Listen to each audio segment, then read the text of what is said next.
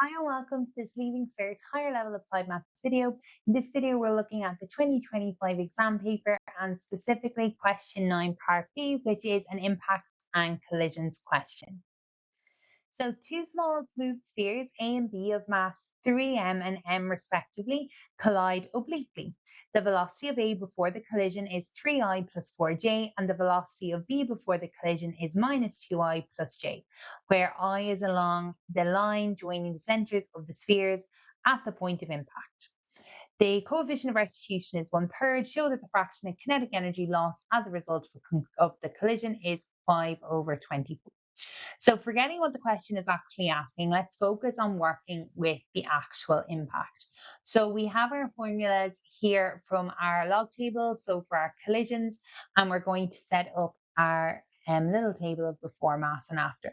So particle A before, it's 3i plus 4j, and its mass 3m. We have minus 2i plus j for B, and this is simply m. Now, what they've told us is that when they collide, the y-axis is along their centers. So basically, we have this scenario here. So we have them coming together like this and then moving away like that. So we only have change in one direction. So you can see that the one on the left here was moving to the right and then moved to the left. So it's only the I direction that is going to change. So when we come along and work with our after, we know that the j part is actually going to stay the same. So we have instead xi plus 4j, and we have yi plus j for this. I'm highlighting the one that's changing. That just makes it easier not to accidentally pull in the wrong one.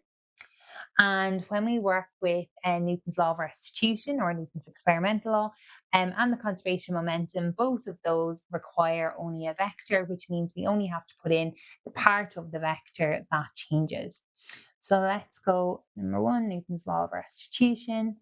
So that is going to be v1 minus v2, so that's x minus y is equal to minus e, which is 1/3, and then u1, which is 3 minus, and that's minus 2, which gives us a plus. So we get x minus y is equal to minus 5/3, and that becomes equation 1. So then the second thing we're doing is the principle of conservation of momentum. And that is going to be m1, which is 3m, times u1, which is 3, plus m2, which is m, times u2, which is minus 2. And that's going to equal to 3m times x plus m times y. The m's can be divided out, and we end up with minus 2 equals 3x plus y, or 3x plus y equals 7, and that's our equation 2. So let's solve this to find our x and our y. So we're getting 4x equals to 16/3. So x, then divide that by 4, and we're getting 4/3 meters per second. Okay, so then I come around and I say, well, if x is 4/3, take away y, minus 5/3. So y is equal to 5/3 plus 4. Okay, so y works out as 3 meters per second. So if we think about our velocity afterwards, so here is our v of A, and here is our v of B. So remembering that these are only in the I direction, so this gives me 4/3i plus 4j, and then this gives 3i plus j. So they are our vectors. Now, the question is asking us about the kinetic energy. So the question has asked us to show that the fraction of kinetic energy lost as a result of the collision is 5/24. So anytime we're working with kinetic energy, so kinetic energy is a half mv squared, where v is the speed, not the velocity. So we need to work out the speed for both VA and VB. So this is going to be the square root of 4 over 3 squared plus 4 squared. And we go and we work that out. I'm going to leave that in third form. So that is 4 root 10 all over 3 meters per second. So that's the speed of A after the collision. And then VB, which is going to be the square root of 3 squared plus 1 squared, which is just root 10 meters per second. So let's now work through with that fraction of kinetic energy lost. So we want the kinetic energy before, the kinetic energy after, and then to understand what it's lost. So I've just pulled that question back up so we can see it. Remember that use of A is 3I plus 4J.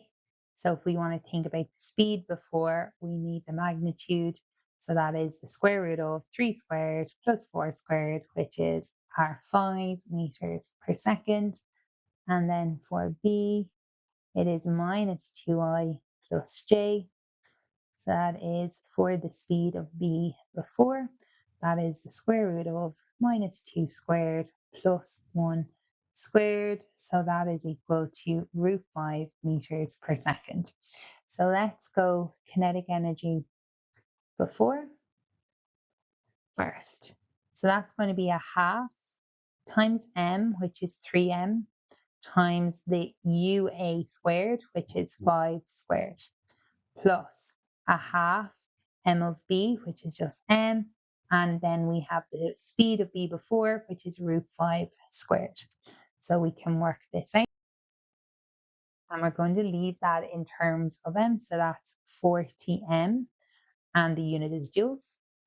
And then if we do the second one, which is the kinetic energy after, we're getting a half our m of A, which is 3m, our speed of A after, which is 4 root 10 over 3 squared, plus a half m of B, which is just m, and then root 10 squared. And that works out as 95 over 3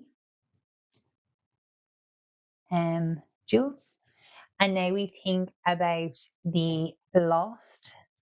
So kinetic energy lost, we're going to subtract. So that is 40 take away, 40m take away 95 over 3m. And that gives us 25 over 3m. And we want the fraction of kinetic energy lost. So to do the fraction, I'll do it down here in our left corner. We always put the loss, so 25 over 3m, over the original amount, which was 40m. Here, the m's disappear. And if we do 25 over 3 divided by 40, we get our 5 over 24, what they've asked us to do. So that is our 5 over 24.